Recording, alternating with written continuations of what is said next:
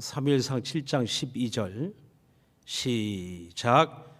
사무엘이 돌을 취하여 미스바와 센 사이에 세워 가로되 여호와께서 여기까지 우리를 도우셨다 하고 그 이름을 에베네셀이라 하니라. 아멘. 에벤에셀 하나님, 그 하나님은 나의 하나님 그리고 우리 개혁 공동체의 하나님이십니다. 에벤에셀, 그 뜻이 무엇인가요? 오늘 성경 본문에 에벤에셀이란 그 히브리 말의 그 본래 의미는 하나님이 여기까지 우리를 도우셨다. 그렇습니다. 하나님이 여기까지, 지금까지 우리를 도우셨다라고 고백하는 것이 저와 여러분의 신앙입니다. 잠언서 3장 16절에 보면 너는 범사에 하나님을 인정하라. 그리하면 하나님이 너를 지도하시리라 라고 말씀합니다. 우리가 지난 한 해를 돌아볼 때에 여러분, 하나님이 진정 나를 도우셨다, 우리 가정을 도우셨다, 우리 교회를 도우셨다 라고 여러분 인정하십니까? 한편으로 그런 생각을 할 수도 있습니다. 너무나 열심히 살았기 때문에, 내가 열심히 살아서 이만큼 이루어낸 것이지 하나님이 뭐 도우신 게 있나? 내가 열심히 공부했고, 내가 열심히 사업을 했고, 내가 열심히 직장생활을 했고, 내 지혜로, 내 능력으로, 내 수고로 열심히 한 거지, 뭐 하나님이 도와주신 게 있나? 라고 생각할지도 모르겠습니다. 또 한편으로는 너무나 많은 실수가 있고 실패가 있고 좌절이 있고 슬픔이 있고 아픔이 있어서, 아니 하나님이 도우셨다면 내게 이런 일이 일어날 수 있어? 하나님이 도우셨다면 우리 교회가 이렇게 힘들어질 수 있어? 하나님이 도우셨다면 내 인생이 이렇게 망가질 수 있는가? 아마 그런 어렵고 힘든 고난 때문에, 환난 때문에 도무지 하나님을 인정할 수 없는, 하나님의 도우심을 인정할 수 없는 그런 마음, 그런 생각도 있을지 모르겠습니다. 그러나 분명한 것은 하나님이 살아계시다 하는 것입니다. 분명한 사실은 임마누엘, 하나님의 약속이 우리 모두에게 있다는 사실입니다. 오늘 이러한 에베네셀 하나님이란 이런 고백은 오늘 성경 본문의 사무엘이 미스바와 센 사이에 돌을 세워서 하나님이 여기까지 도우셨습니다라고 고백하고 기념하는 데서 비롯됩니다. 도대체 이스라엘 백성, 그들에게 무슨 일이 있었기에 그들이 이렇게 기념하는 것일까요? 바로 이스라엘에게 큰 전쟁이 일어난 겁니다. 그리고 그 전쟁에서 그들은 크게 승리합니다. 이길 수 없는 전쟁, 패배할 수밖에 없는 전쟁, 객관적인 여러 가지 면을 볼 때에 도무지 이겨낼 수 없는 블레셋의 강한 군대, 철기, 그런 무기로 무장된 그들을 도무지 이길 수 없는, 준비되고 훈련된 그들을 이길 수 없는 그러한 열악한 환경에서 이스라엘이 크게 승리합니다. 그때 사무엘은 알았습니다. 하나님이 도우셨다는 것을. 하나님이 우리를 도우셨다는 것을. 하나님이 이스라엘을 도우셨다는 것을 그는 깨닫고 그때 기념비를 세워서 나와 내 자손과 이스라엘 민족이 대대로 하나님을 이렇게 기억해야 되겠다. 하나님을 기념해야 되겠다 해서 기념비를 세운 그 돌 이름이 에벤에셀. 바로 에벤에셀의 하나님을 기억하는 기념비였습니다. 그런데 그 에벤에셀이란 그 이름은 이렇게 하나님이 여기까지 우리를 도우셨다라는 그 이름인데 실제 그 이름의 그 장소는 그렇지 못했습니다. 이름은 하나님이 도우셨다는 이름인데 사무엘상 4장에 보면 에벤에셀이라는 그곳에서 지금 승리하는 이 전쟁이 있기 이전에 동일한 그곳에서 또한 블레셋과의 전쟁이 2차례 있었습니다. 그런데 그때는 어마어마하게 이스라엘이 엄청난 패배를 당하게 됩니다. 첫 번째 전투에서 4,000명이 군인이 죽어갑니다. 두 번째 전쟁에서 3만 명이 토륙을 당합니다. 말할 그 전쟁에 나갔던 거의 모든 군인들이 다 죽임을 당합니다. 그리고 이스라엘 영토가 블레셋에 의해서 지배를 당하게 되죠. 그러니까 동일한 에벤에셀이라는 이름을 가지고 있었지만 그 에벤에셀이라는 이름 속에는 성공과 실패가 교차하는 의미가 담겨 있습니다. 거기에는 쓰라린 패배가 있고 부끄러움이 있고 수치가 있고 아픔이 있는 이름이었어요.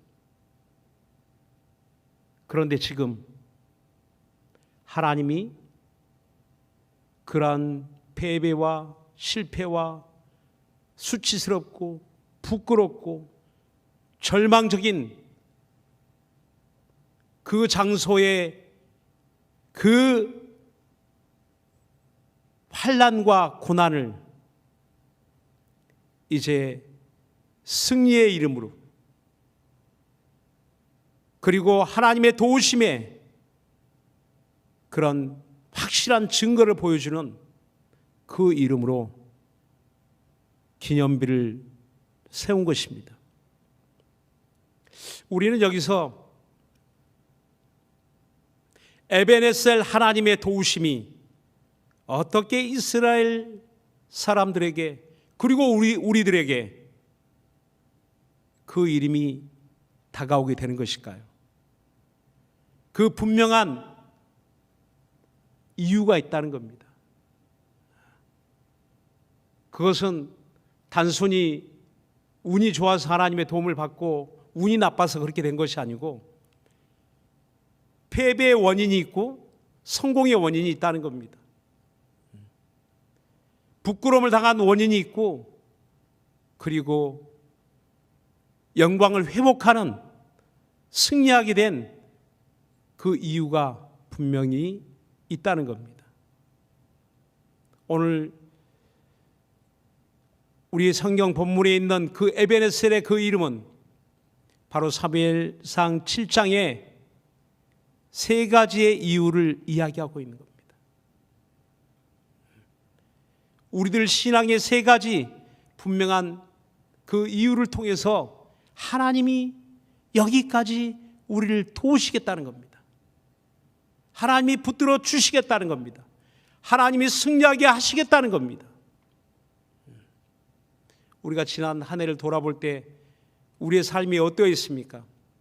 실수도 있고 실패도 있고 아픔도 있었을 겁니다. 지난 그 금요일 날 성탄 찬양 집회 때 강사로 오신 우리 목사님의 그런 간증을 듣지 않았습니까? 아주 유명한 분이었습니다. 성공하는 복음성가 가수였습니다.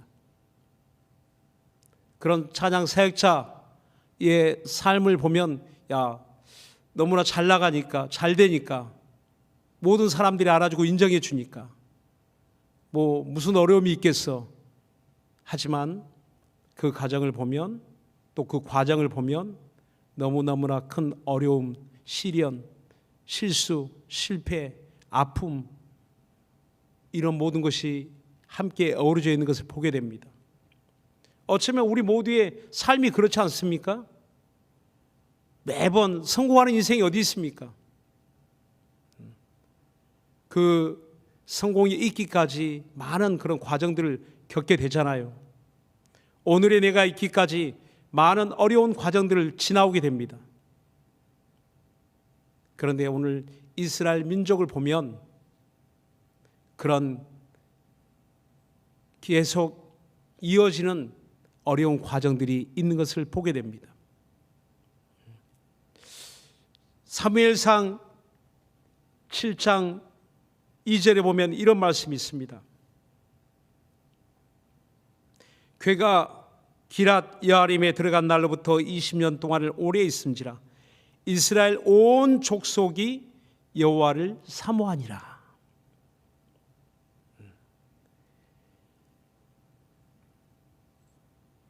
바로 에베네셀 하나님이 여기까지 우리를 도우셨다라는 그 고백은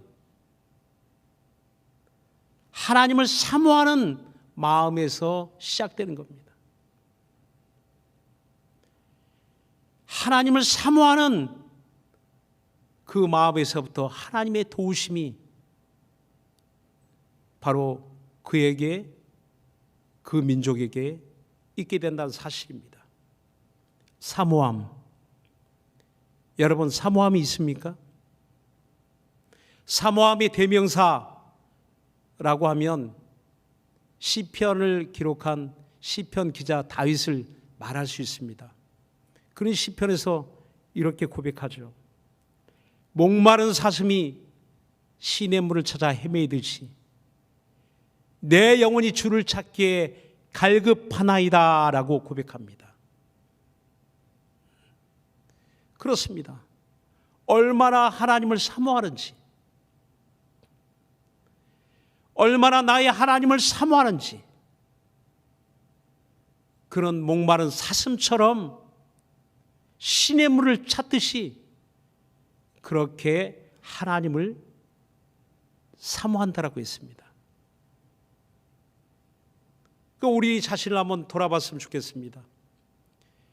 내 마음속에는 하나님을 사모함이 있는지, 지난 한 해 동안 나는 하나님을 사모하며 살았는지, 아니면 잊어버리고 살았는지. 교회는 이렇게 때가 되면 주일날 예배하고, 때가 되면 우리가 온라인으로 예배하고, 우리가 어디에 있든지 이런 모습들은 가지고 있지만, 진정 우리 마음속에 사모함으로 하나님을 예배하고 있는지, 사모함으로 하나님을 찾고 있는지, 사모함으로 하나님 앞에 기도하고 있는지, 사모함으로 하나님의 말씀을 받고 있는지.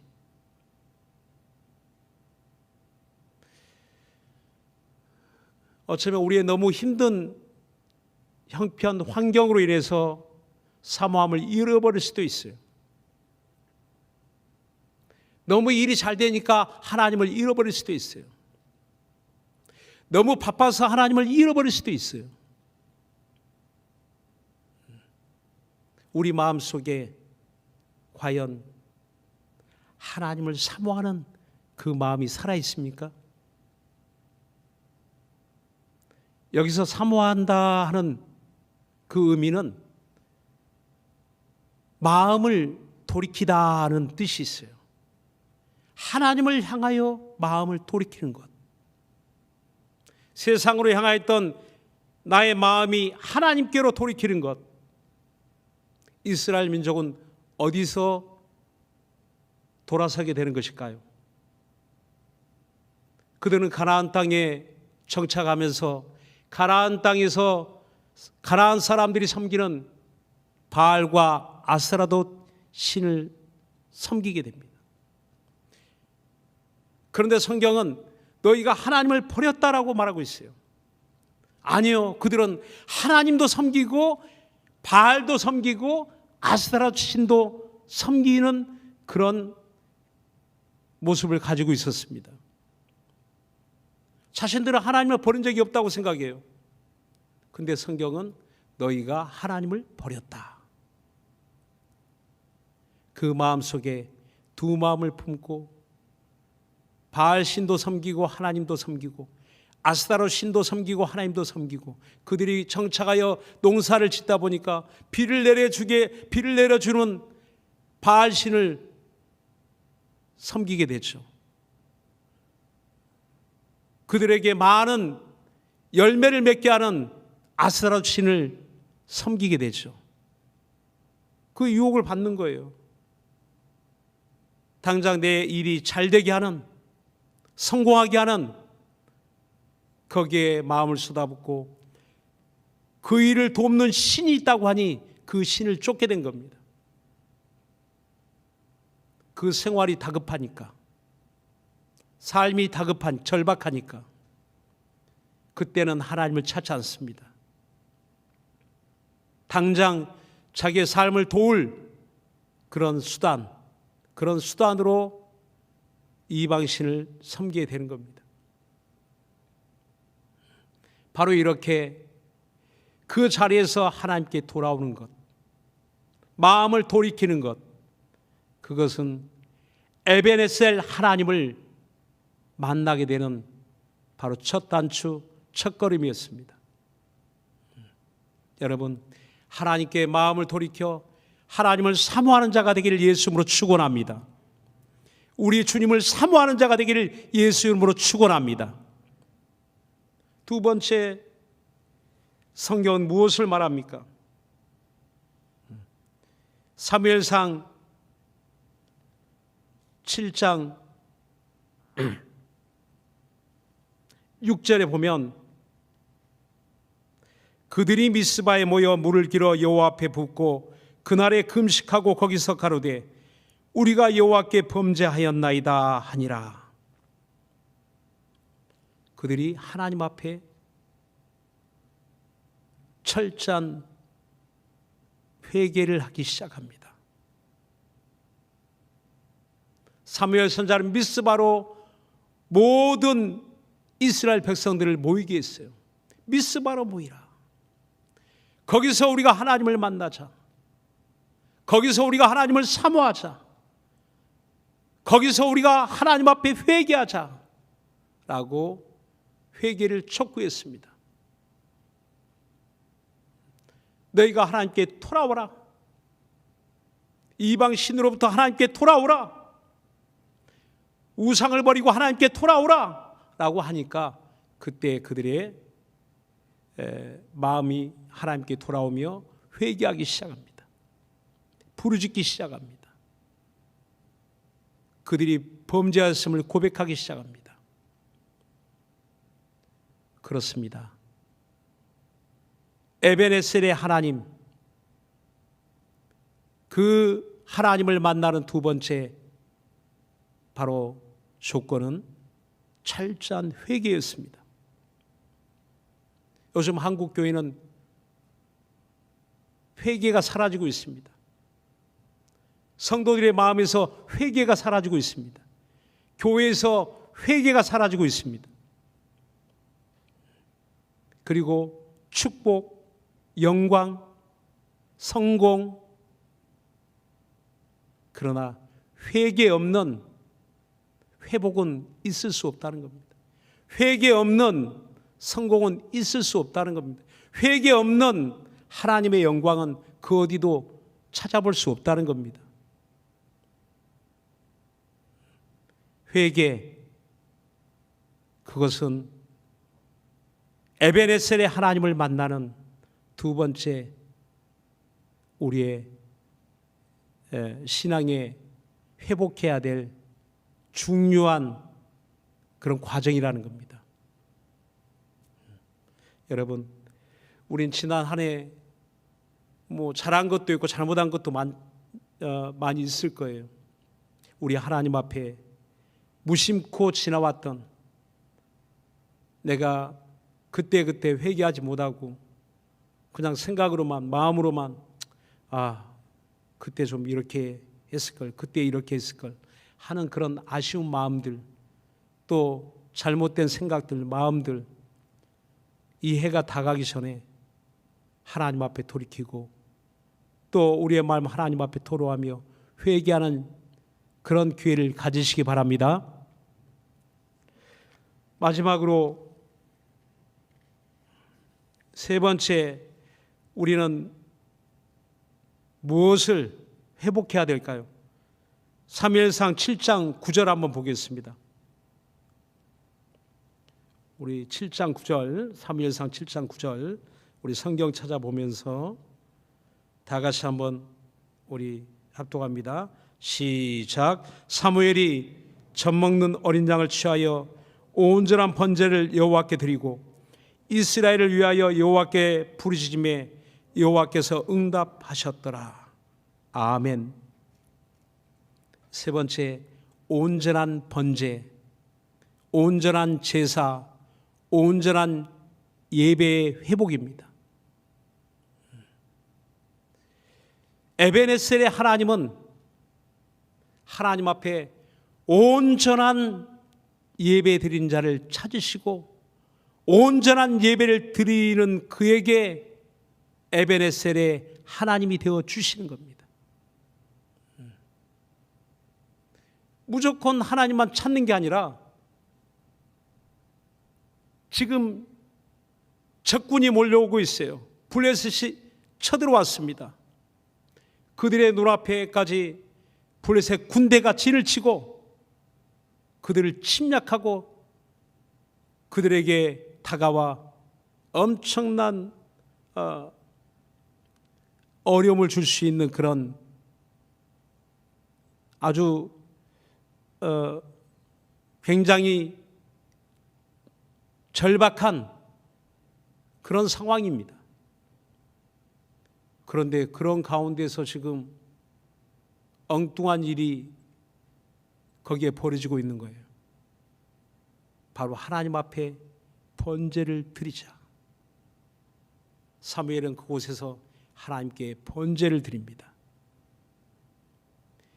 이 전쟁의 성패가 하나님께 달려있다는 걸 알았습니다.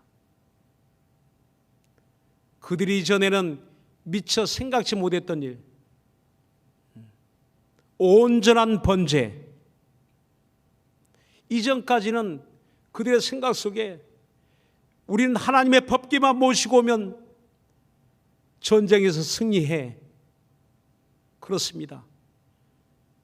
하나님의 법궤가 앞서가니 요단강이 길을 내어주고 하나님의 법궤를 메고 도니까 여리고성이 무너졌습니다. 실제로 그런 일들이 일어났어요.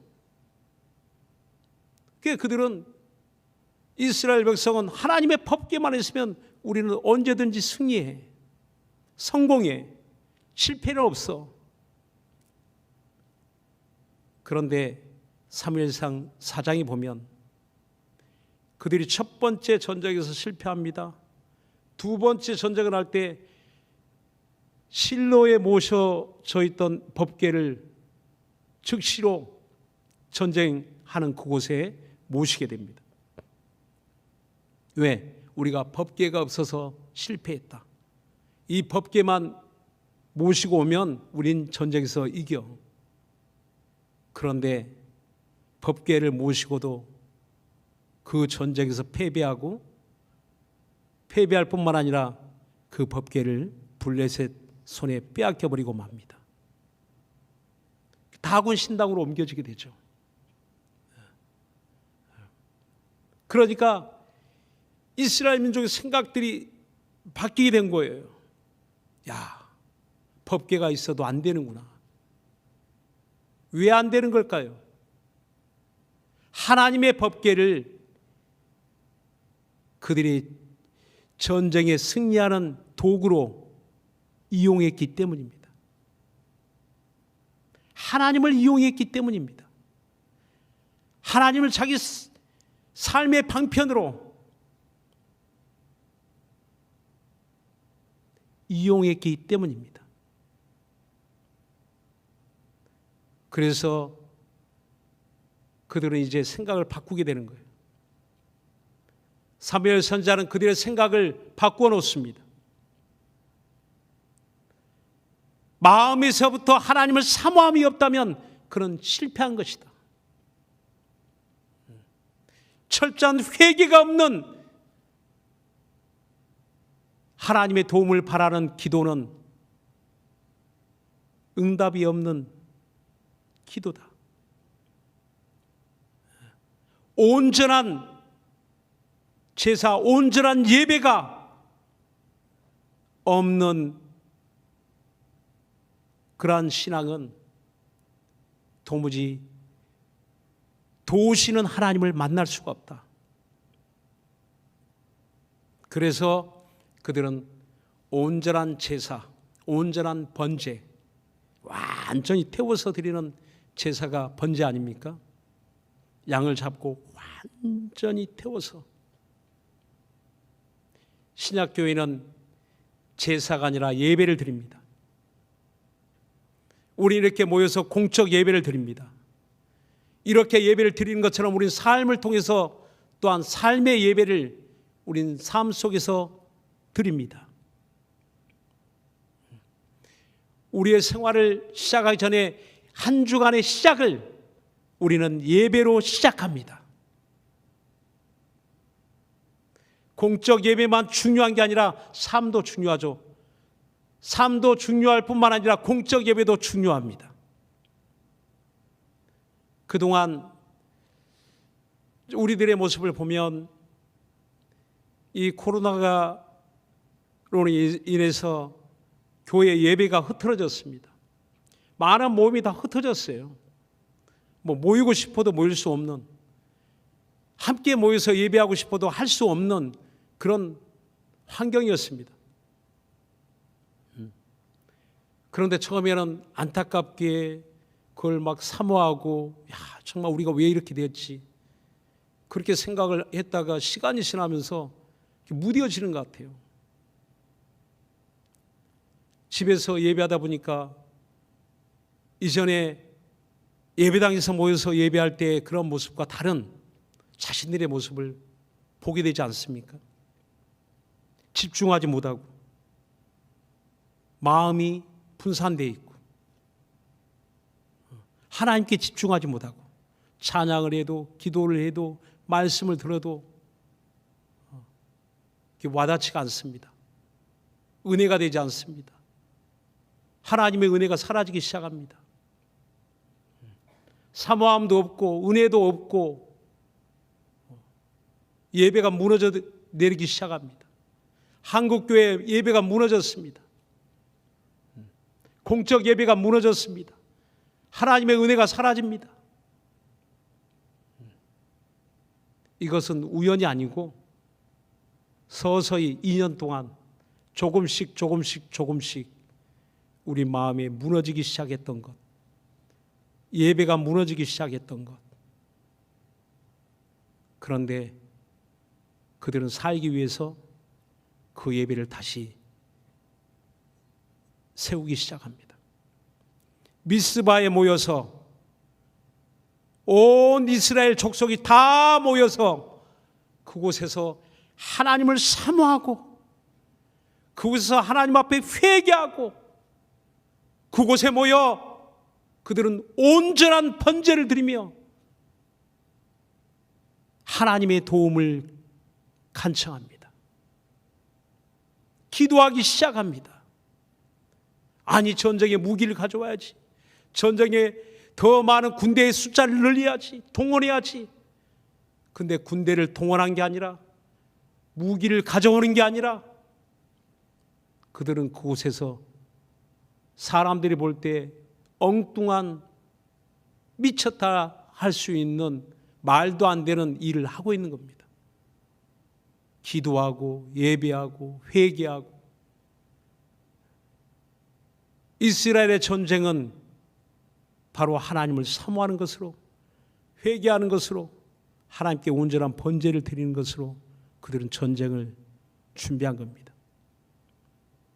결과는 어떻게 되었을까요? 자, 우리 한번 사무엘상 7장 10절 한번 봅시다. 9절에 여호와께 부르짖음에 여호와께서 응답하셨더라라고 있습니다. 어떻게 응답했을까요? 10절에 이렇게 성경은 기록합니다. 시작. 사무엘이 번제를 드릴 때에 블레셋 사람이 이스라엘과 싸우려고 가까이 오매 그날에 여호와께서 블레셋 사람에게 큰 우레를 발하여 그들을 어지럽게 하시니 그들이 이스라엘 앞에 패한지라.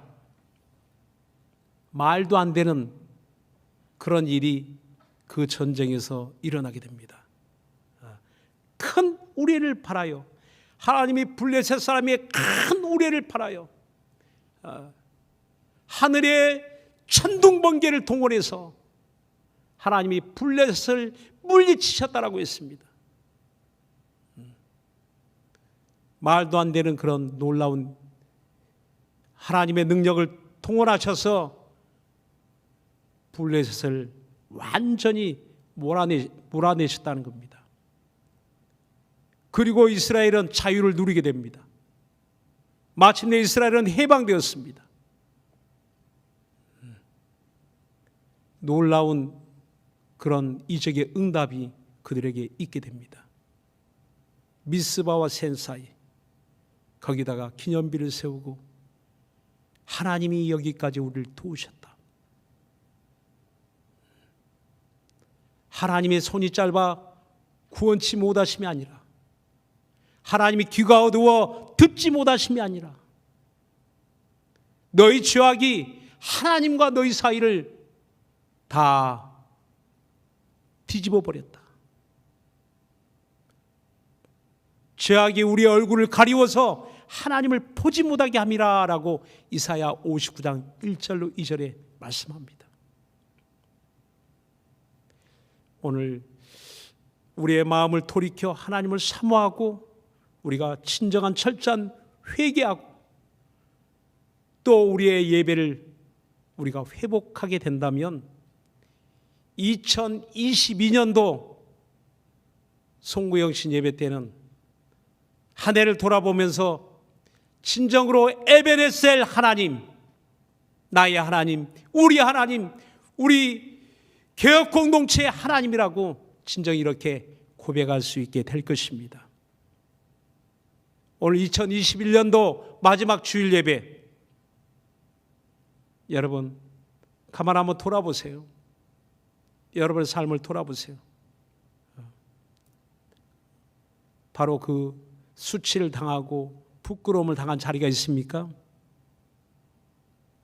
그러나 그 모든 것을 여러분 시간이 지나면서 하나님이 회복시켜 주신 것을 안다면 거기에 에베네셀 하나님이 함께 하시고 계시다는 겁니다.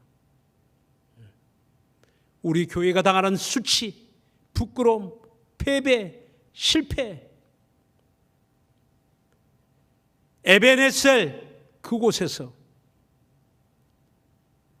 하나님의 승리로, 하나님의 영광으로 바꾸어 놓으시겠다는 겁니다. 우리에게는 영원한 실패는 없습니다. 영원한 패배는 없습니다. 영원한 부끄러움은 없습니다. 인생을 살다 보면 그렇게 수치를 당하고 부끄러움을 당하고 사람으로부터, 환경으로부터 어려움도 당하고 괴로움도 당하고 고통도 당하고, 그렇지만 영원한 고통은 없습니다. 영원한 괴로움은 없습니다. 에베네셀 하나님, 그분이 임마누엘 우리와 함께 하시니 예수 그 이름으로 우리에게 찾아오셔서 그분이 우리와 함께 하시니 이제는 그 수치와 부끄러움을 하나님의 영광으로 바꾸어 주시는 겁니다. 우린 지난 날에 그런 참으로 힘들고 어려운 낙심하는 일이 있었다면 여러분, 우리는 이런 과정을 통해서 이스라엘이 완전히 회복되는 것처럼, 하나님 앞에 회복되는 것처럼 오늘 우리에게도 하나님은 끊임없이 기회를 주시는 겁니다. 이 땅에 사는 동안 우리에게는 끊임없는 이런 기회가 우리에게 있는 겁니다. 에베네셀 하나님, 오늘 그분이 진정 나의 하나님이요, 내 가정의 하나님이요, 또 여러분 사업장에서, 여러분 직장에서, 여러분 학교에서 에베네셀 하나님은 나의 하나님이심을 고백할 수 있기를 예수님으로 축원합니다. 이 시간 기도합니다. 기도하실 때 에베네셀 하나님, 내 안에 사모함이 있는지, 또 온전한 회개가 이루어졌는지, 온전한 예배를 드리고 있는지 다시 한번 돌아보면서 우리의 신앙이 먼저 회복될 수 있도록, 하나님 나를 이렇게 도와주세요, 이렇게 도와주세요 하기 전에 먼저 우리 신앙이 회복될 수 있도록, 신앙이 회복되는데 하나님의 도움을 구하세요. 바로 그것이 에베네셀 하나님을 만나는 겁니다. 우리 시간 주여, 우리의 모든 가정의 신앙이 회복되고 우리 교회의 신앙이 회복되고 온전하게 회복되어서 항상 삶 속에서 에베네셀 하나님과 함께하는 삶이 되어질 수 있도록 우리 다 같이 간절한 마음으로 기도합니다.